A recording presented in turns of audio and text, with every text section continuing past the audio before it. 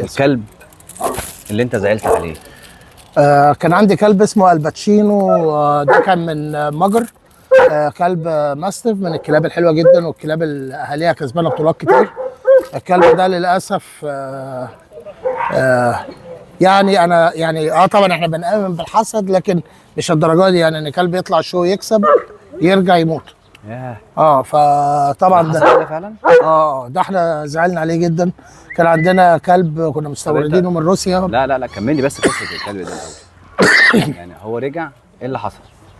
ورجع نام، صحينا لقيناه ميت في البوكس، مع ان طبعا احنا لما بنيجي من الشهور بنبقى مطمنين على الكلاب من ناحيه كل حاجه، يعني بنطمن عليهم قبل ما يدخلوا. الا ان الكلب دخل مات بس.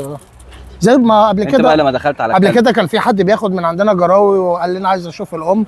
طلعت الام شافوها، دخلت البوكس، الناس مشيت، دخلنا نسيب الكلاب لانها ميته. يا نهار ابيض. طبعا العين حق طبعا. بس انت عارف لما تلاقي حد قدامك بيحبك بلا سبب بلا هدف، فطبيعي هو مش هيبقى احسن منك يعني، فانت لازم تحبه جدا يعني. الحب اصلها عدوى.